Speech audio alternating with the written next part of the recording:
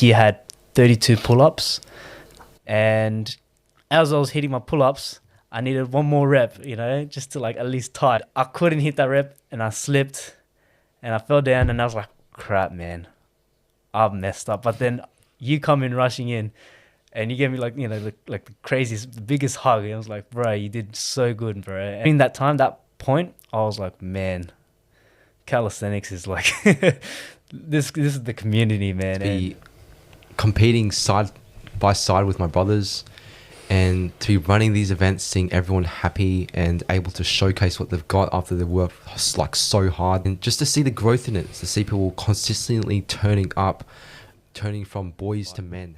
If you have something that's as value driven as fitness, where you're actually learning discipline and you're learning to just stay on the program, do not deviate, do these things, create these micro habits, like as the book says in Atomic Habits, you start to create like a vessel where you can start to travel towards God's plan, towards your goal.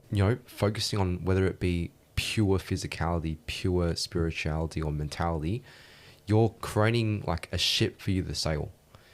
And so pretty much on autopilot, in my opinion, because that's just how I lived my life the past 5 years. No deviations, no nothing, because my focus has just been so set, and I've had a beautiful foundation set to me by God. And maybe that's God's will for you to be able to build that community and build the future generation of athletes. Okay. Welcome to the 9th episode of the Park Talk Show, and I'm going to let Emmanuel do the introduction this time because he's the one who found the guest. So today we've got Isaac Tang here. He's a well-known calisthenics athlete. He's been doing calisthenics for 5 years and over. And he has a really good, interesting story when it comes to his challenges, overcoming adversities, overcoming injuries. And it's pretty interesting in how he worked around it. So, Isaac, it's good to have you on board. Thanks, Emmanuel. It's quite funny because I told Emmanuel to do the introduction, and he did a funny thing right here. He says, won multiple calisthenics competitions, even against me. Yeah, that is, yeah. Yeah. That's the thing I love about Emmanuel. He's so humble. He is. Yeah, he's an amazing athlete. Yeah. We met each other through our first competition, I think in Duff-Toff? Duff-Toff, yes. Is that too far from here or no? It's Padstow, right? Yeah, that's in Bankstown. So Bankstown. It's not too far. It's within the area. Still in Sydney, man. That's a massive throwback. Yeah, that's a big that was like 2 years ago. Yeah. Yeah. I think that day, that's when I was doing sets and reps, and you were doing freestyle, I believe. Yeah. Were you nervous in that competition? That competition was pretty... It was actually the first weighted competition I've ever done. That was my first freestyle. Yeah, that's crazy, man. I was crapping myself, man. Yeah. Yeah, that was like my first weighted calisthenics competition. So I was very surprised how I came first, and especially with hitting, I think the time I hit was like 4 minutes and 10 seconds. I'm not too sure. Yeah. But I'm not too sure, I forgot. But yeah, when I came first, I was really surprised, and yeah, really, I think it's because I had my missus with me. Yeah. And it just motivated me. It was like, nah, I gotta impress her. And that was like the first year of us dating. I was like, oh yeah, now I gotta impress her. And he was runner-up. Was it Cedric? Runner-up. I think no, it wasn't Cedric. Jacob? No, Jacob I didn't compete against. Oh, right, yeah. So I think it was Chris Nixon from Central Coast. Well, for context, Cedric's a really strong athlete, and yeah. after the reps and sets, he went to a room to vomit. Oh yeah, I remember that. Crazy. I remember was that. like, oh my goodness, this is like actually serious. Yeah. I can relate to that because like I've competed for about over 20 years, and I remember my first 5 years of competition, I used to throw up before every event, and even though like you were sometimes expected to win, you still get nervous. And yeah, for sure. Yeah. I've had a few like events in my past, such as like swimming competitions, and I used to do piano a lot as a kid. So like I got over those initial nerves, so I don't get them anymore. Right. But when it comes to performance anxiety, like if you're good enough, if you're worthy enough to be in front of your opponent, and that's where it kicks in. But like getting nervous and vomiting and having butterflies doesn't really come too much now. Yeah, it definitely comes with experience and time within preparation, right? If you prepare to win, you come for it all. I've never really sort of experienced to that extent. I think the closest event that made me sort of want to vomit was my first ever jiu-jitsu competition, right? And this was like out of my, like, this was like, you know, like as I was doing calisthenics, I had jiu-jitsu as well. I'm like, all right, I want to try out jiu-jitsu. I was like fully hyping myself up. But until I was set in that environment where everyone was watching, all like, you know, higher belts, like you got black belts, brown belts, and it's like, man, I feel like I'm getting judged here, man. That day, I felt like I was on the tears, like on the edge of everything, man. I was so edged. I was on edge. So Yeah. I know felt the like feeling of this because obviously you're in a combat sport. And yeah, for sure. compared to other sports, you don't have to be worried about getting beaten up. Where you're physically getting manhandled by someone or you're manhandling someone within the sport. So there's nothing more terrifying than that, I believe, anyway. I had a peek at your page. Did you do wrestling? Yes, that's right. Wow. Yeah, that's the definition of being manhandled. Yeah, right. Absolutely. That's what it So is. how did you start with your calisthenics journey? My calisthenics journey was very interesting. There's lots of different versions I like to tell depending on like who I'm standing in front. Then I'll tell it a certain way. If I kind of want to make it brief, then I'll just say, oh, I wanted to do parkour, and when I tried to learn the wall climb and go up the wall, I couldn't like push up with my hands and like keep running again. So I learned the muscle up to kind of bridge that transition between running up the wall and then going about the rest of the route. And so I saw a video on YouTube explaining to me how to do my like pull-ups and eventually doing muscle-ups. And that's how I started calisthenics. So that's version 1, the parkour method. And all these versions, they are true, but it just depends on how much time I have and who the audience is. Second version of it is the one where I'm at high school and I was just like a loser, like a nerd, you know, what every 16-year-old Asian nerd does when they play Overwatch and CSGO. And so I saw a video on my computer one night, and then I saw Chris Herriot, who's the founder of Calisthenics, and he showed me a video which said 5 things I wish I knew before I started calisthenics. So I clicked on that video, I went through all those things, and in my mind it was just pure judgment and jealousy. It was like, how is this Asian guy with tats able to do these skills? I want to do it as well. So I just went ahead and gunned it for the next 5 years and didn't stop. The third version of the story is one that's a little bit more personal to me, but I've actually had the confidence to tell it on my YouTube, which I released about 10 days ago, I think. And that's when I was suffering all these things. Like I was a nerd. I was doing bad at school. My parents were shouting at me constantly. And I just wanted to make a change because it's not fun like playing games and being a loser all the time, especially when you're 16, you're the prime of your life and you just want to go out, see girls, do stuff. So I needed to make a change, and it had to be fast. And the best way you can do that is with fitness. Like it takes a bit of time for you to get some extra coin. It takes a bit of time for you to, you know, get a girlfriend or something else. But like you can just get down on the floor and start doing push-ups and boom, you're already 1% better than the day before. For sure. So I found Chris Herriot's video, but before then I was like on my bed and I did a quick prayer. I just said, God, take the wheel. I want things to change now. And so then when I found that video and I got that initial jealousy, it motivated me to just go like 5 years straight calisthenics. So that's my story, and I explain it more in depth on my YouTube. I make it a little bit more dramatic, but pen on paper, that's pretty much how I started. Wow. Yeah, that's amazing. Like, I think a lot of people, especially within the calisthenics community, could all relate to that as well. Like, just being, 16 years old or, even older, right? You have nothing, you're not doing any sort of exercises, or you don't have any particular goals in mind. We don't have any sort of idols that, to look up to, right?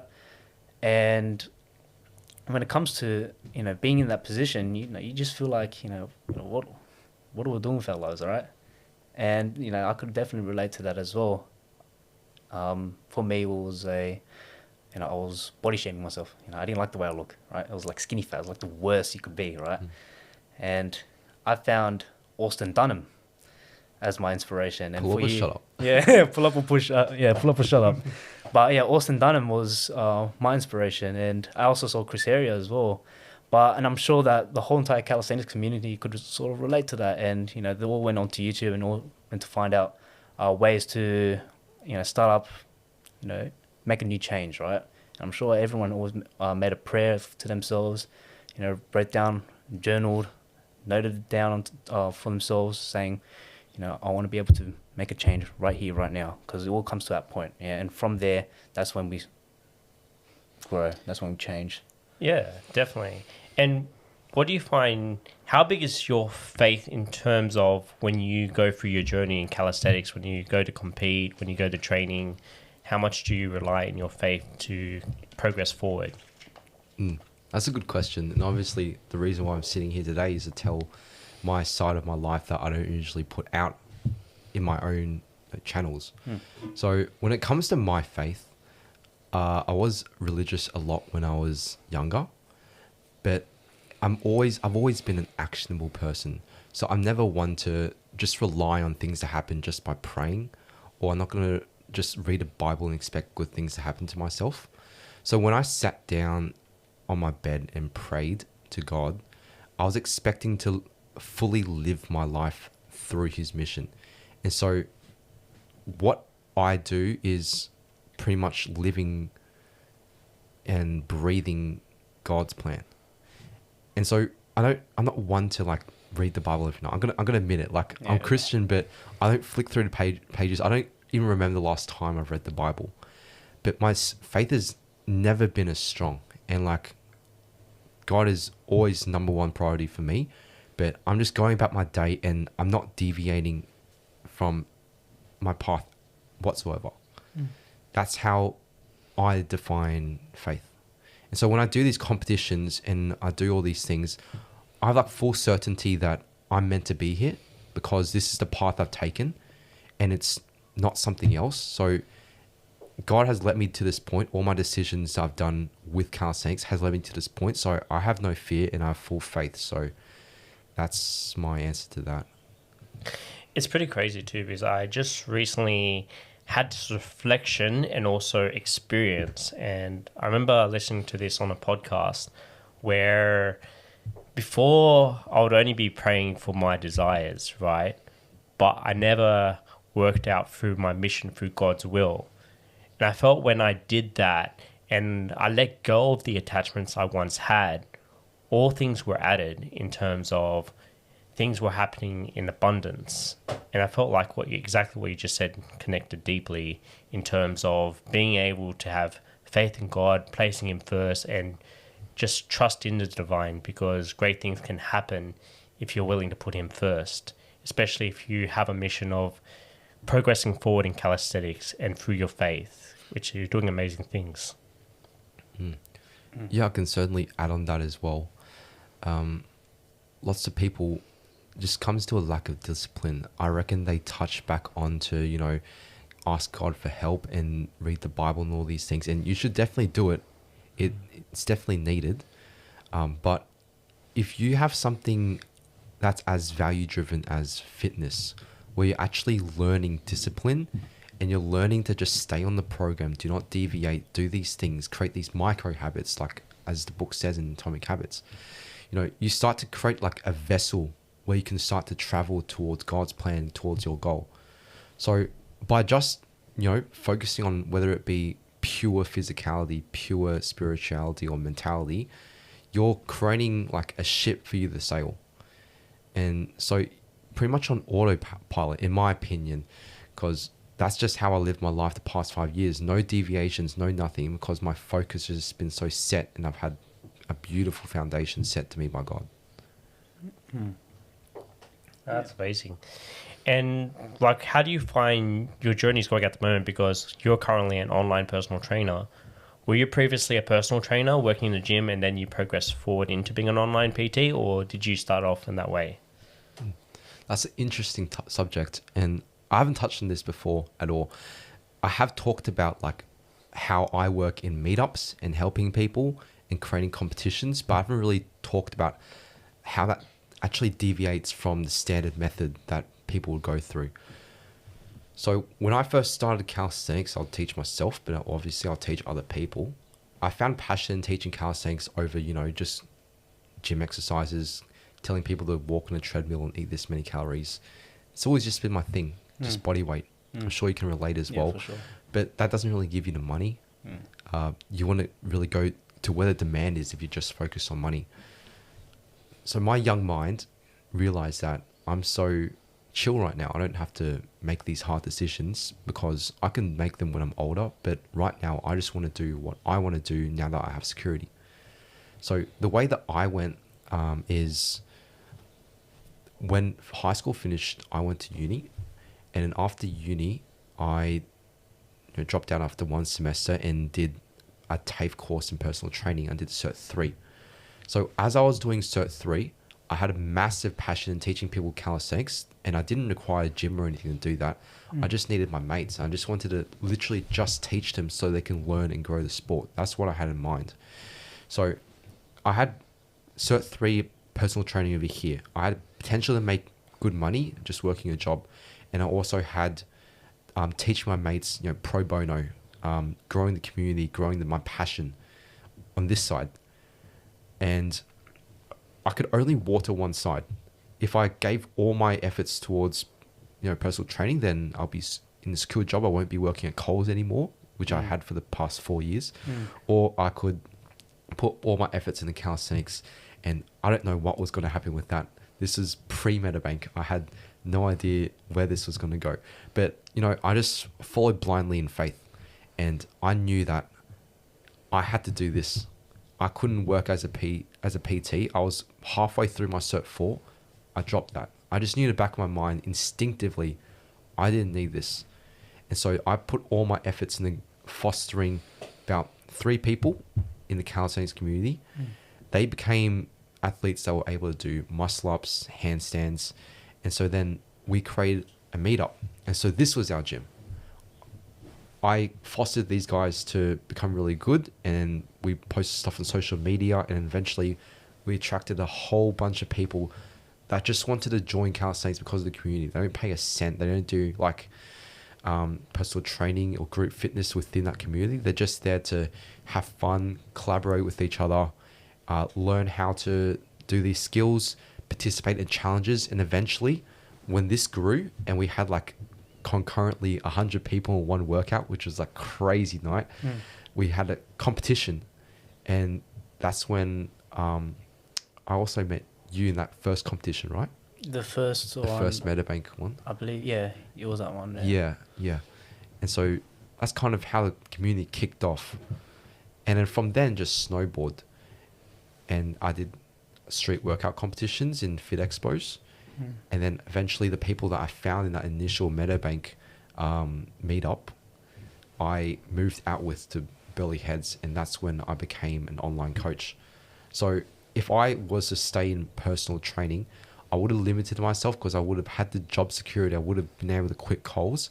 But instead, I fostered this, and I just followed blindly out of faith. I couldn't tell you why I did it. There's no logical reasoning behind it. Honestly, it would have been a step backwards, but eventually my faith led me to just creating this and create that. And I'm where I am now, like a meetup leader. I've made over 4 or 5 meetups around Sydney, Melbourne, Queensland, and other parts of Australia. And I've started street workout competitions. We got our 4th and 5th one coming up this year. And then I do online coaching because I was able to connect with other online coaches when I moved away from Burley Heads from Sydney. And that was all made possible by this. So that's how I deviated from the regular structure. I just wanted to highlight that. But there's lots of takeaways you can extrapolate from my story, but I'll let you decide how you want to take it. No, that's actually pretty interesting, because having both sides to the story, right? the sides where, you know, you want to continue on fitness, PT, and the other side, which is to start up a community, right? And of course, you don't know that feeling. Like, why did you go towards here? You know, why didn't you go towards fitness? Like, and that's like when you mentioned about faith, and that's the beautiful, you know, aspect about it, right? And you know, you don't know why you did it, but you did it, and you know, it grew a lot more, you know, than you thought of, right? And especially making that community, and especially Meadowbank, and I remember that's when I met you. That grew so much. I remember during the time, to the point where you actually brought in Chest Brah. Yeah. And what was that like? How did that go? That was a crazy life experience. The whole thing was recorded. Everyone was filming on the phones. I got like stories, archives in my Meadowbank account, and Chest Brah also made a vlog on it as well. So multiple story views on that night, but basically got to the point where the Meadowbank community grew enough for it to be worth going.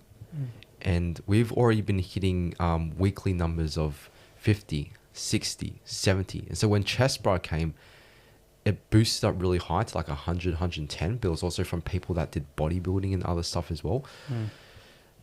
I had a mate that I grew up with. His name's called Jordan, or Joey Chad. And we started primary school together in North Epping like ages ago.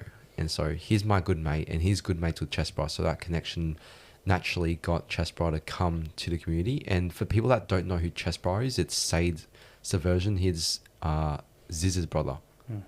So he's a pretty big deal in terms of the Australian fitness gym community. So when he came, it was hectic. Like, it was pretty much like a rave. We had the speaker on, it was going full blast, and lots of people wanted to do their personal bests that day, like how Jai and Harry did like a planche together. And people were going crazy. And this drew the attention of the neighbors. And so they called the cops, and we had 3 constables come. And so there's video footage of me being pulled aside, being told what my rights were, and like what would happen if no one moved along. And so I had to shut down the show, pack up the lights, get everything done. At that point, Chest Brah was late. Everyone was like, where's Chest Brah? This is a Meadowbank meetup. Where is he? He came fashionably late, about 20 minutes. So no one had a clue what was going on. So when the constable was talking to me, we were getting ready to go. Kids were getting fined left and right because they didn't want to move on. And then out of the blue, Chest Brah comes and he's like, what's up, guys? And then everyone started running towards him. I'm talking like a massive stream. This was all recorded. And then he had like his poster of him and Ziz, and he signed it and chucked it in the crowd, and like he was giving away shirts and everything. And then there was a standoff between the constable and Chest Brah, and that was when everyone made a massive circle and just stayed really quiet and just wanted to like listen to see what the argument was about. And push comes to shove, we got told to move on. And so then we took the party to like the Meadowbank Wharf, where there were no neighbors, no police. Took a few pictures, had an inspiring speech. And that was when everything kind of kicked off. That's when everyone was like, holy crap, Calisthenics community is growing exponentially. Where can we go from here? And so that was a really pivotal night. That's such a crazy story. But I also love what you were saying before, like, in other terms, I like to say we all have to build our council in terms of faith, where in other terms is like building a strong community. And I find that's what athletes and sporting people in general get right, where you have that strong community, where you grow together, where you go through those times of thick and thin, and having that mentor there to guide you throughout the way, and also being able to give back to what the sport or the thing that you're doing has given you. How important it is for you to be able to give back to the future generation from what you learn in calisthenics? It's so important, and it really warms my heart that you asked that question, because it means a lot. Seeing as though I trained alone for 3 years when I first started calisthenics, I'm pretty sure Emmanuel can attest to that as well. back in 2018, man, it was rough. You only had fitness FAQs, Austin Dunn, Chris Herrier, but they taught you how to get from a certain level, but you can't really go past that unless you actually have other people that are stronger than you, that are training with you. And once you get to that point, then you've already entered the inner circle. And so what we have to do now is we have to give back to the younger generation. And without meetups like Meadowbank, Carnegie, which just started in Melbourne yesterday, and Burleigh Bars, Southport, Waterline in Brisbane, all these meetups, they foster new generation. Every time I've been to all these meetups, every time I go there, there's like always a 16-year-old, 17-year-old kid who just a little bit lost in life, needs to have a community of strong men, like people that actually want to improve themselves every single week. You need that. But giving back to the community comes in more ways than one. So the first part would be education. And so obviously we don't have any like gyms in calisthenics, street workout. There are gyms out there that provide that feature, but it doesn't really cater to the younger audience, the people that we're trying to give back to, not like the commercial consumers. So meetups are perfect because it's just family, it's just a tribe. So you're nurturing them. And another way that people give back is through competitions. And so with competitions, it's very interesting because it's more like a show than a stressful event. There's not really any bad blood between people, like two soccer teams colliding and then doing marches and stuff. It's more like a showcase and kind of like a cheer on for everyone that wants to just show what their personal bests are, because everyone's curious to see, how is Emmanuel's lifts going on, or how is Isaac's freestyle these days. No one really knows because they like to go ghost. So this is an opportunity for everyone to give people emotional support, to provide them the platform and all the shine, and really take things to the next level for the next few months before the next comp. And another aspect of community is monetary contributions. So this is where people would just donate to your cause. And it's very interesting. Like, you think that you won't get much money when it comes to doing this pro bono free stuff, but you actually capture the spirit of the people.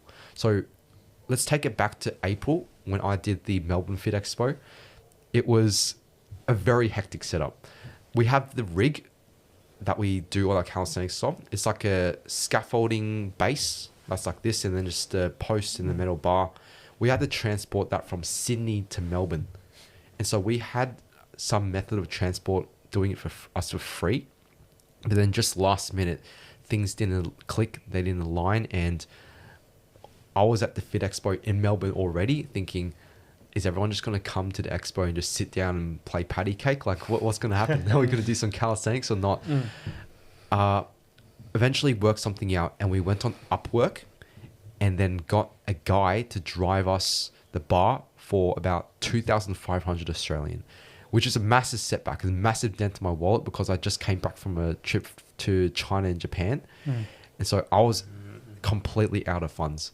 But I made a GoFundMe, and within one day, we got 2,600 bucks AUD from people that weren't even at the Melbourne Fit Expo, people that were back home in Sydney, just wanting the boys, the lads and the girls, to have fun, to enjoy the competition, to get the bars from Sydney to Melbourne. So that was absolutely mental. And it's not the first time that's happened before. The community looks after each other. So when people are going through tough times, like their siblings are, sick, or someone in the family is going through a tough time, they have to, travel, would often set up GoFundMes and kind of just like private little donations to set up like a fund.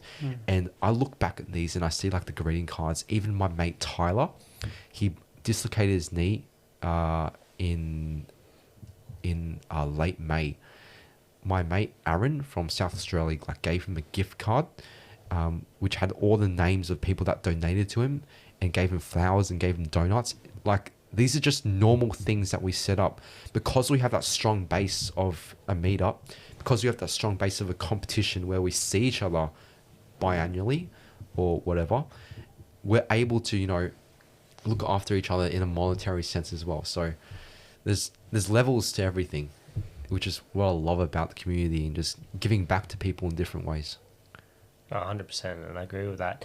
And I love what you said, like how you build up like a showcase and you'll be able to bring everyone together. And a lot of people tend to be scared of competing, right? And competition in Latin terms means to conspire together, to help each other grow. And when you help each other grow, you help set standards, help level up, and get to the destination you need to go. So what is the pinnacle in terms of calisthenics for an athlete? Is it like the World Championships, the World Games? What do you strive for as a calisthenics athlete? So for the people that are listening to this outside this room, if you want to go from a calisthenics athlete just training at your local bar to going to the world stage in Spain, Madrid, where you have the street workout ultimate battles, where all the top athletes in the world, Hirostov, Daniel Lyson's judging, and then all these insane athletes that are emerging as well. If you want to get from point A to point B, then what you want to do is compete in your local competition for calisthenics. And you'll find that out really quickly if you just follow the Street Workout Australia page. But from this year onwards, we're actually able to do qualifiers for Australia. So if you make it like to the top level in Australia and you compete, you win the prize pool and everything, you also are able to compete in SOB as well. So let's say the top champion for Australia right now, Ethan, or perhaps even like Jacob, Calisthenics Journey, they're able to, compete against these people in Europe. That's the pathway that we have now, and that's all thanks to the participation we've had before, and also how calisthenics is run in Europe as well. They allowed more of a global outreach. So this competition this year in July, we saw people from China, which is like from my hometown, China, Guangzhou. We saw people from Korea, even a few Russians. I think some of them weren't able to get through though. That's another story. And, It's happening everywhere. Yeah, it's getting a little bit more shut off. But, as an Australian, if that's your dream, I know a few people that really want to do that. You have that clear-cut progression to go from zero to hero. So that's actually pretty cool. And you weren't able to do that in the last few years. Yeah. I feel like right now, especially how big the calisthenics community has grown, we have so many like opportunities to sort of seek out support, right? And like you said, having multiple communities across Australia, and like you said, there's always that 15, 16-year-old kid that's just there, right? Who knows, that could be like the next world champion, and especially like for us, and I know that me and you, when we first started, we never had that. We never had that. The support that we got was off YouTube. Awesome done me, Chris Harrell. And right now, seeing how big the calisthenics community has grown, for sure, 100%, there's going to be that one person from Sydney, or one person from Brisbane, one person from Melbourne, Perth, wherever, right? Someone's going to eventually make that into the, over to Europe and compete over there, right? So I feel like right now, what the calisthenics community has established, they have all the support, right? Especially all the competitions that we have going on, right? And the competition is a different story, but that's one thing that all of us, we never really got to experience, and now it's out there, and it's actually it's pretty open for a lot of people, right, to try out. It's crazy. And just what you brought up about like China, and this is what I witnessed in the past 10 years with China in terms of in each sport, if their development. And I was in Poland like 2 years ago competing in the Polish Open, and they had a full wrestling team. They had 4 physiotherapists with them, a video analyst from Iran, which is a big wrestling nation. And also they had a head coach who was a 7-time world champion from Russia. So it was crazy to watch them go through the phase where the video analyst would be sitting with them and analyzing the video of their opponent. and breaking down their weak points and what the athlete's strong point is, so he can attack or she can attack on the opponent to be able to win. And after they finish the match, they go straight to the physio who treats them. Wow. So they get ready for their next match. And the head coach is obviously there just making sure everyone's doing the work and doing what they're supposed to. Because obviously he has multiple experiences. He's created so many world champions, Olympic champions. And you can see that going across every sport now, where they're starting to dominate, starting from the infant age to when they're adults until they retire. So it's going to be interesting where China goes in the next 10 years in sports. And I'm assuming they're going to be dominating calisthenics as well. Yeah, for sure. I think yeah. I'm one of the few people that have actually seen it firsthand from a Western country, because there's not many people out there that have visited China, not even Americans. They're obviously the last place for them to go. And people from Europe never go to China. It's so weird. But just in April, I went there because my mum, her dad died, and so I was there to visit my grandpa for his funeral. And even that was hard for me to get through, because I may look Asian, but I'm Australian citizen, and so then it took me like 2 hours to get a visa for 14 days for me to visit China, and then go interstate as well. So it's like a 2-part process. But I met the top front level athlete in China, and the way he trained and the way he ate and dialed in and really just set up his life surrounding calisthenics is really insane. And he's not the strongest in freestyle in China. There's also other people that are better than him.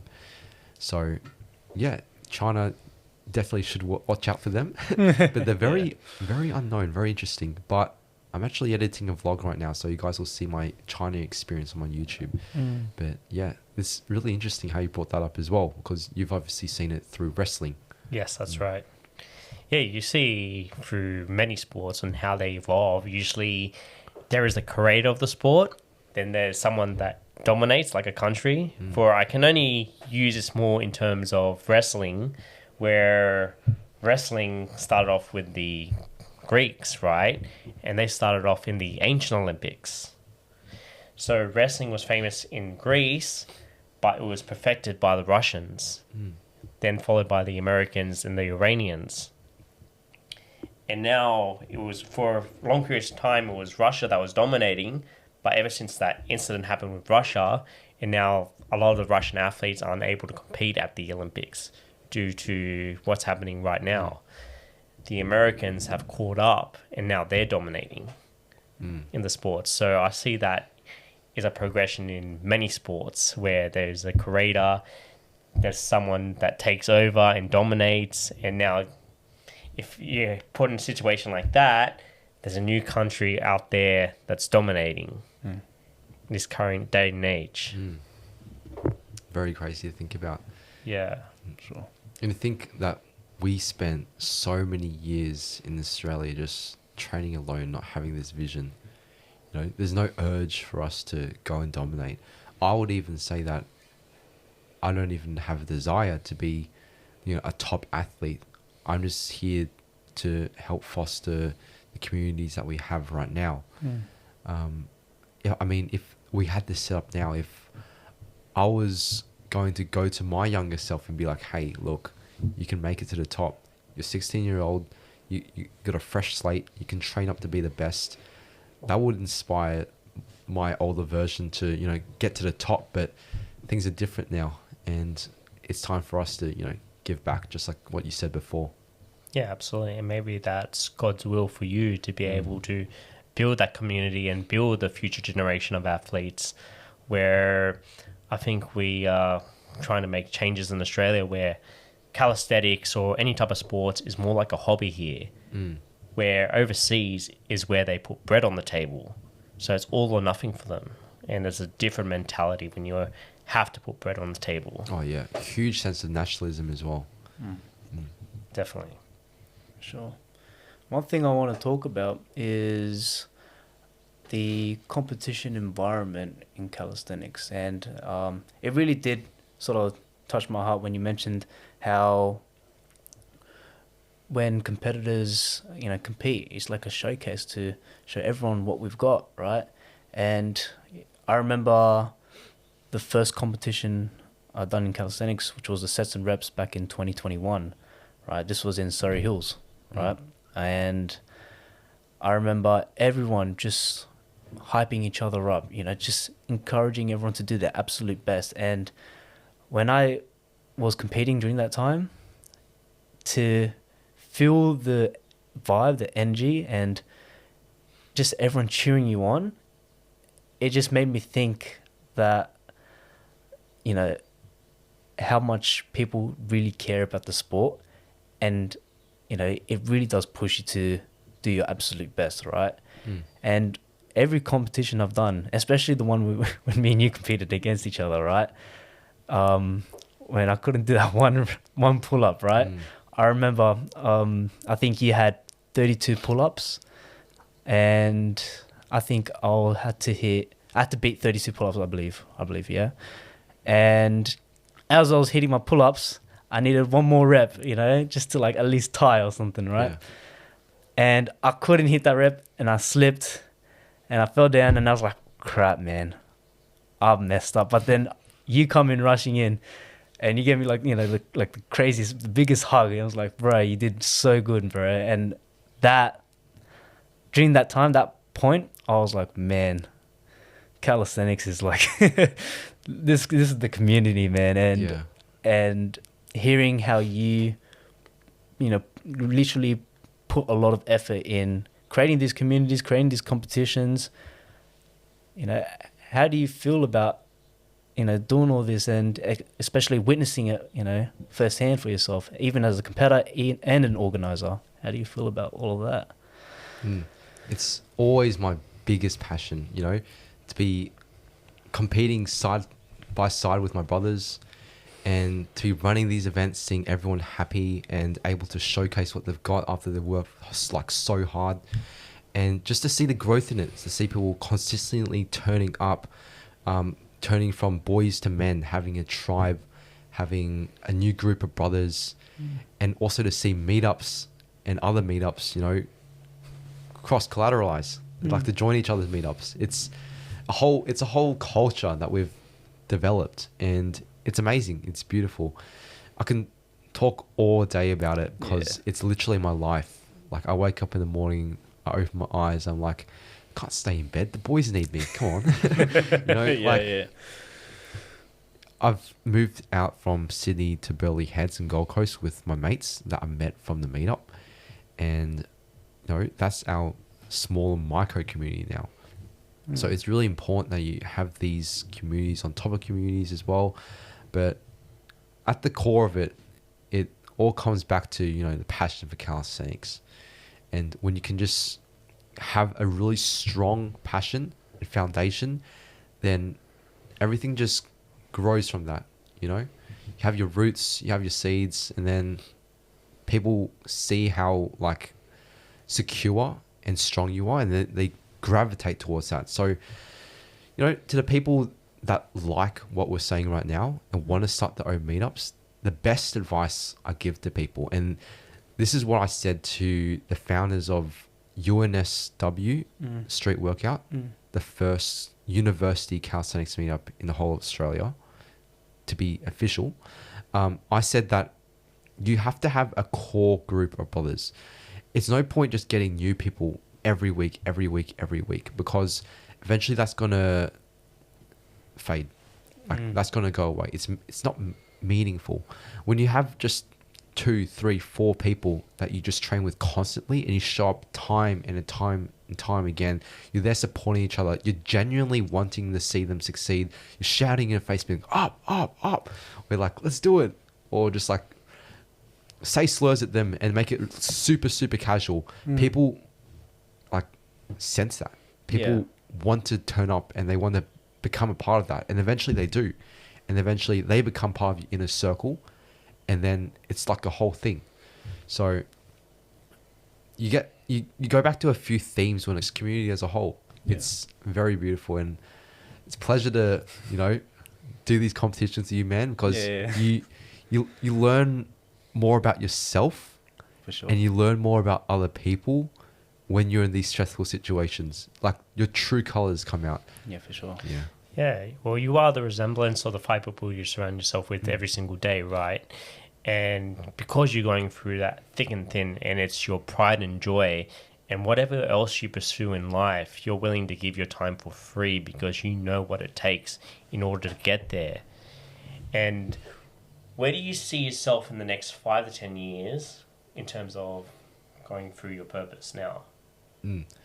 That's very interesting, because I've always been asked this, and I do have a vision of where I want to be. I know I want to be the cornerstone of calisthenics in Australia. I want to see it taken to the Olympics or even higher, if there's even anywhere higher to go. And I want to, be a spot where I can, retire my parents, and I want to just have the freedom to, do my own thing, do calisthenics overseas and fly FPV drones. That's all awesome stuff. But I'm the sort of person to just take things step by step. I like to just follow blindly. And it all comes back to faith again. Like, I am where I am at now, not because of my own visions, but because of God. And so I don't have stress when it comes to what I can achieve. I simply just do what I can in my own scope of mind, and God lays the road ahead of me. So I don't like to set too big of a goal, because I know that I'm capable of achieving many great things that I don't even know I can do yet. Like 2 years ago, I didn't even know I could be an online coach. I didn't know that I don't have to work a job for the rest of my life ever. I didn't know that I will have 5 mentors as opposed to the 0 mentors I had two years ago. And so I don't place these limits on myself by creating these long-term goals. So that's my answer to that. Nice. It's crazy to think how far online coaching has come since like 2018. Is I got to see it evolve over time. And I don't know if you know the app InShot. I actually don't. Okay, so this is one of the original editing platforms for editing. Okay, Reels, right? Yep. And they had like these like old school type of writings, and you had like pixelated like dodgy videos, and that type of advertisement used to get you about 200 to 300 leads. And now you need to actually have a high quality production sometimes, or good quality videos to be able to perform. It's amazing to see the difference now compared to what it was back then. Yeah, for sure. I definitely wish that online coaching was more prevalent back in 2018. Yeah. First of all, it's an amazing tool. It can be used for so many different things, but it was only popularized and normalized when COVID happened. It's like, yeah. I'll tell you something funny. I think you follow him. His name's Brian Mark, I think. Brian Mark. I follow him. Yeah. The real Brian Mark. He actually added me on Facebook when he first started his first challenge. And he asked me to be a part of it, but I was like with someone else back then. Oh. I still have this message to this day, and it's crazy to see how far he's came since then. I remember seeing him on Facebook every single day from 2018 to where he was in 2022. He was doing a podcast every single day. Wow. Wouldn't miss a day. Just to be able to build his brand. So it was remarkable to see what he's doing now and how he is scaling to a whole new level, being able to help people. Yeah, that's definitely good. Because you mentioned the podcast, which is like a very almost off-meta medium. If you were to present that as a form of, communication to the audience, to someone that's maybe more into like TikToks and Instagram Reels. Like a podcast is a huge investment up front, and also a time commitment. And also you're not trying to build a massive audience. You're trying to just nurture the ones that already love you, and you want to give them more of a reason for them to love you. And that's also can be said for YouTube and best of all, online coaching. But But yeah, taking it back to why it's so important. Like, it was definitely always a good tool to start off at first, but after COVID, people started doing it more and they started really, wait, this is really good. And wait, I can also become an online coach. For me personally, I've been online coached about 4 different times, 4 different athletes. And I'm only the level of strength I am right now because I've been coached by these European athletes. So I think you have to grow yourself, your audience, and the community with those 3 factors. You need to have, the following, like the reels and the proof of concept to just show people that, this is something big. So if you have a bunch of followers listening to a message, people are going to get behind that. You also got to have like the podcast or the YouTube, so you can, foster those people and try to get them to be on your wavelength. And then you also want to help your audience with online coaching, and also to help yourself so that you can, get out of your job that you're currently in and start working at Coles and packing boxes and focus full time on doing this and doing this. So it always goes back full circle with where you are at in terms of building an audience and providing value. For sure.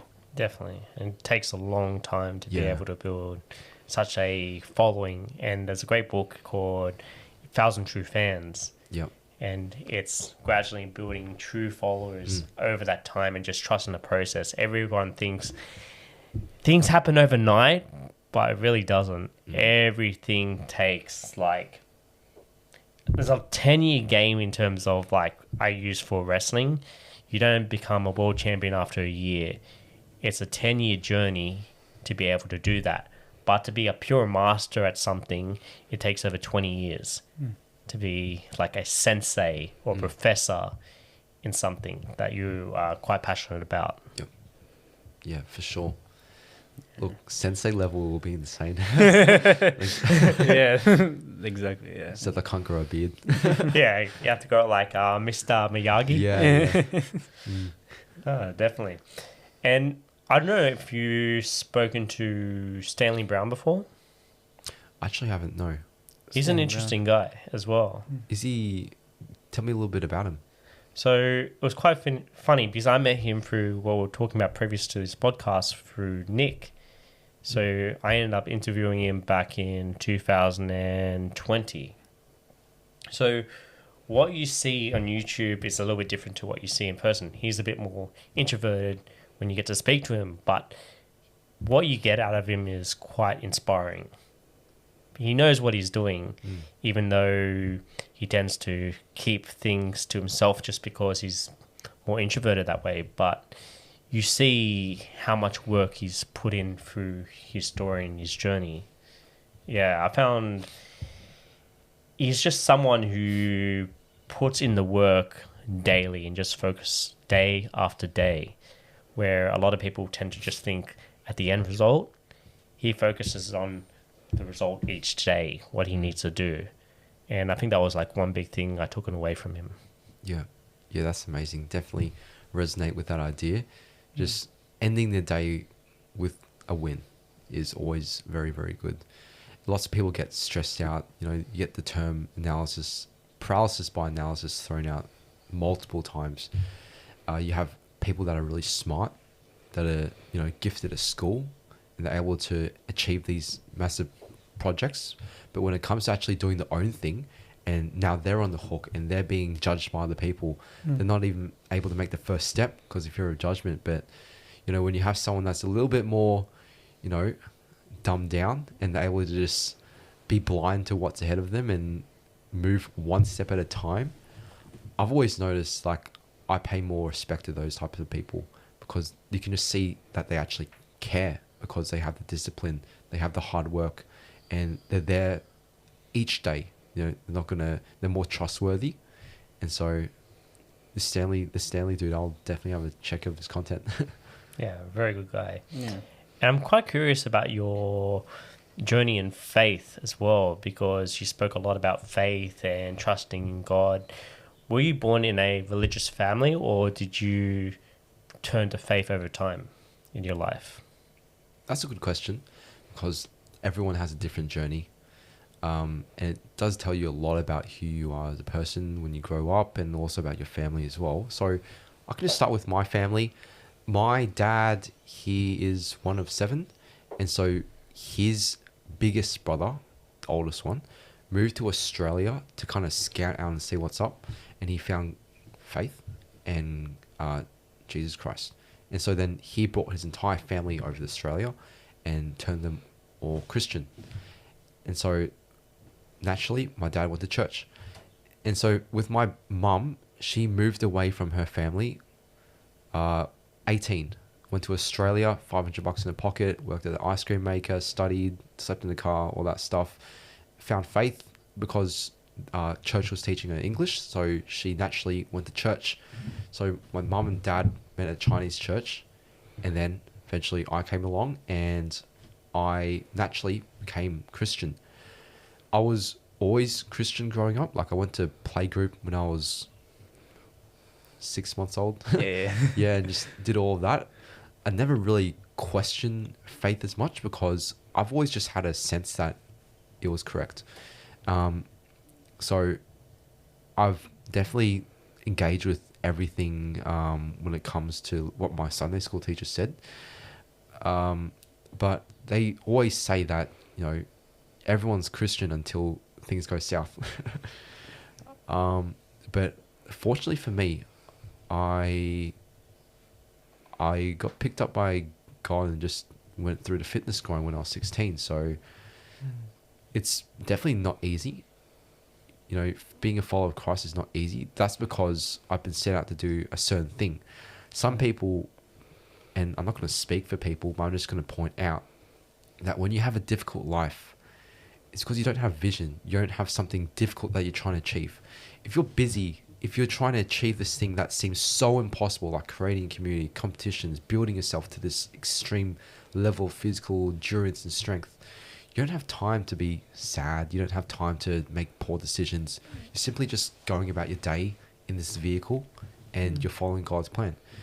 As soon as you start to, you know, listen to what your desires are, what you want to do that's different from God's plan, that's when you start to, you know, delve into alcoholism, make poor health choices, eat junk food, which changes your hormone levels and chemistry in your brain, not exercise, which makes you not go out and you lose sunlight, you start to get depressed. All these things add up. When you actually just stick to the script, follow the plan, it's really hard to be unhappy. Really, really difficult. I'm lucky that God helped me find that path earlier on, so I haven't really had many issues. And I always say to people, look, my life is pretty boring. It's not very drama filled. I don't have any trauma, PTSD. I'm just a guy that has just stuck to the plan, and that's where I am now. I'd love to hear your story because, you know, your life might be more interesting and I could, you know, gain some more insight about who you are as a person. But for me, that's just what's been up. No, that's beautiful, man. Like, yet again, I've never sort of engaged with, I never sort of touched topics about faith when it comes with like the fitness community, right? Because like, I feel like it's a sort of sensitive topic, right? Especially for me, I wouldn't say I'm very insecure about talking about my faith, but it's for the other person, right? Yep.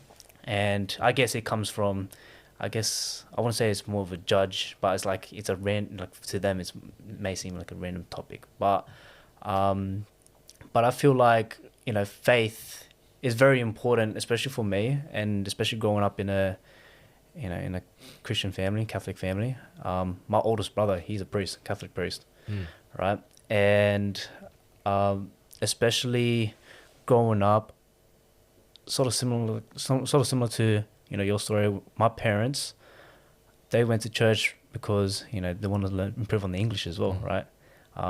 And, you know, they moved from Indonesia to Sydney, to Australia, right? And they also met in Indonesia at a church there. And in order for them, you know, to sort of improve on the English, they went to church here. And and when growing up, I was always surrounded, my whole life has been surrounded within the church. And halfway during my teenage year, I sort of separated myself from my faith, right, and started doing my own thing, yeah. And like, even though I was going to church, I wasn't sort of, I questioned it. Why am I going to church? Like, what's the point, right? Yeah. And that's until I went to Poland, right, to visit my brother who was starting to become a priest, right? So before Poland, I was like a nobody, right? I was like a nobody. I was just a, your 14-year-old Asian, right? Until I went to Poland, it opened my eyes, my perspective onto everything, like just the lifestyle there. And one thing that really opened my eyes was the faith, right? Because Poland is such a Christian-dominated country, right? It really opened my eyes to see all these people praying. I'm like, these guys are praying. Maybe I should join with them, yeah? Because it didn't feel normal, right? But over there was normal. And that's when I went to Our Lady of Częstochowa, right? So it's a church in Poland, right? And there's a picture there. It's called the Black Madonna, right? Yeah, Our Lady of Częstochowa. I was looking at the picture, right?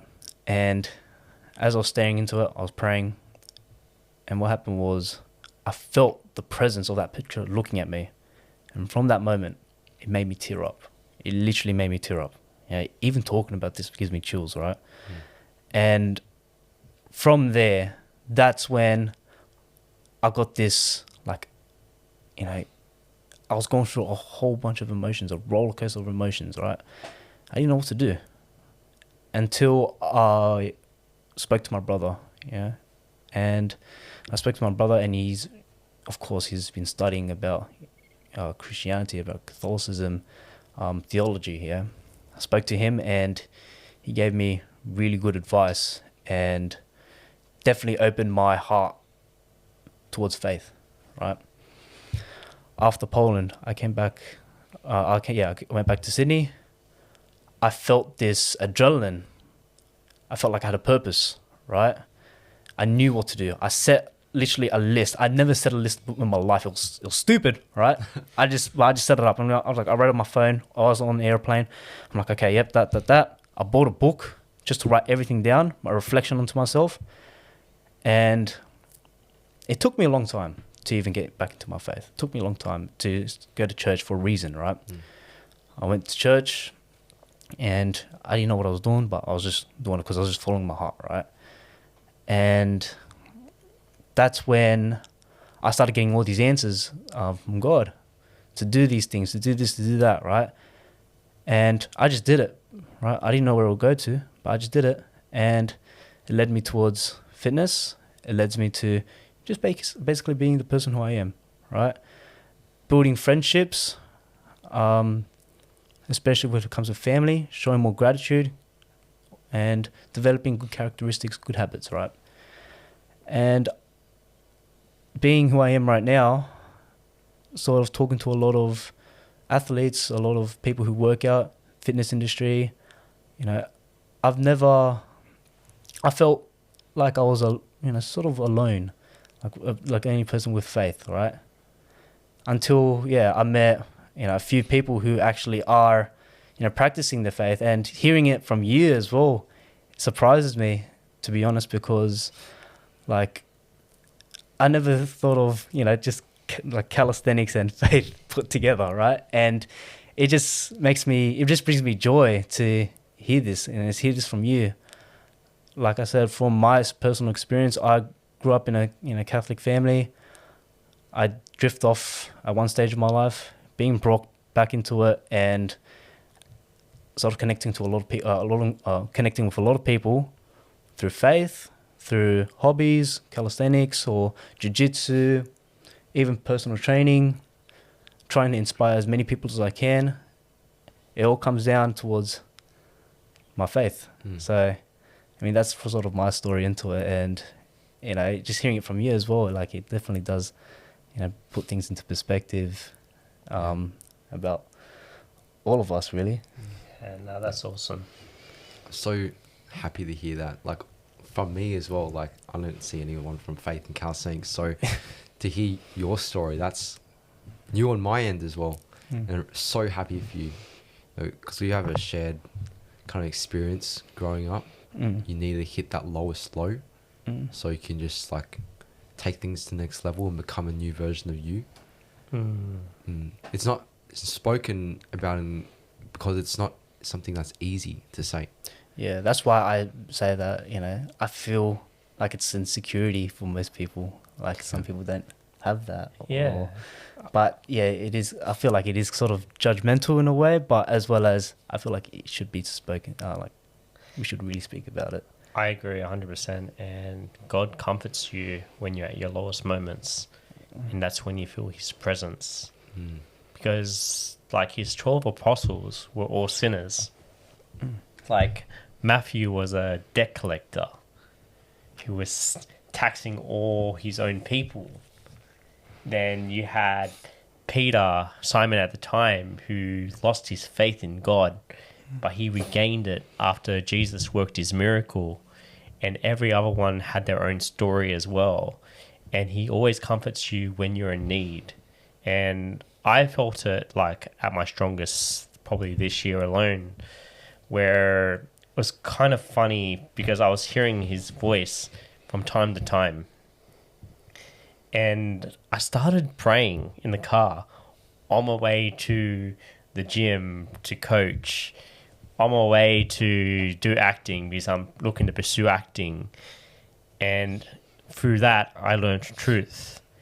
And then one time I got to my sister's gym right before she sold it. And I heard his voice as clear as I hear you. You must fast for 40 days and shave your head bald. So that was literally right before Lent. So I literally shaved my head and I was praying 3 times a day. And I remember one of them, which was quite crazy. And I heard this through someone else.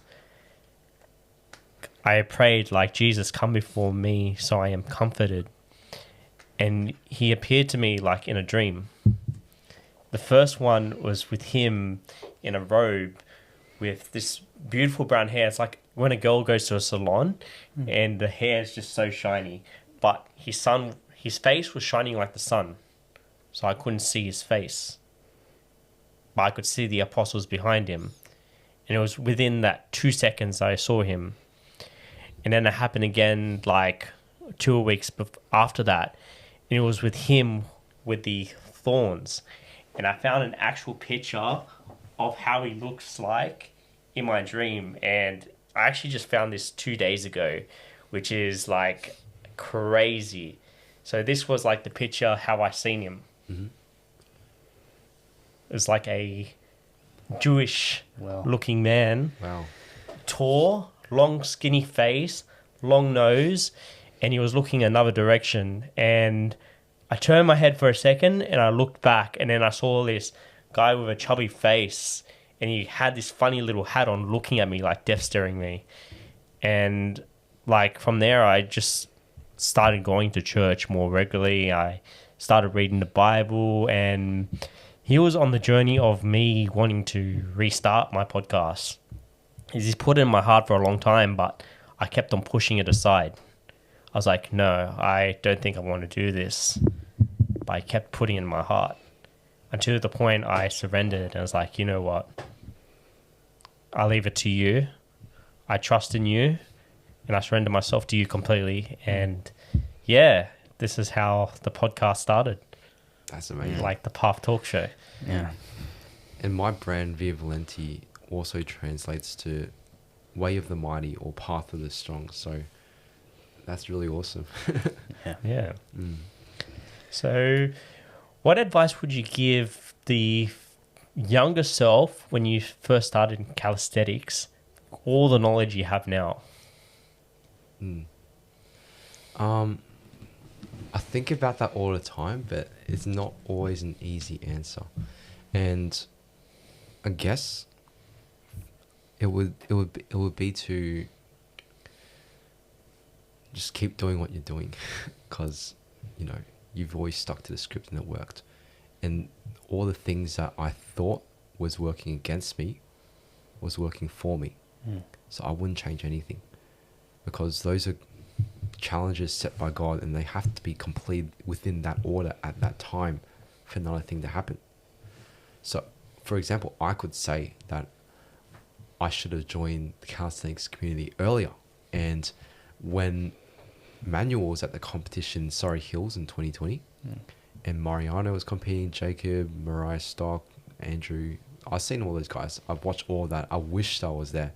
But I realized to myself that at that time, when you were competing, you were part of the community, people were cheering for you.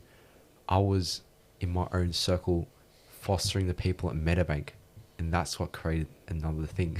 Yeah. So I can't say to myself anything. I have to let him go through his own trials, let him follow the path that God set out for him, and just take a back seat, because everything happens for a reason, especially when you're following God's plan. For sure. I love that. And I just want to thank you again for coming down. It was a great pleasure speaking with you, and I hope you have a safe trip back to Burley Heads. Yep. Thank you. It was awesome, man. No problems. Until next time. Until next time. For sure. Thank you, guys. No worries. Thank you.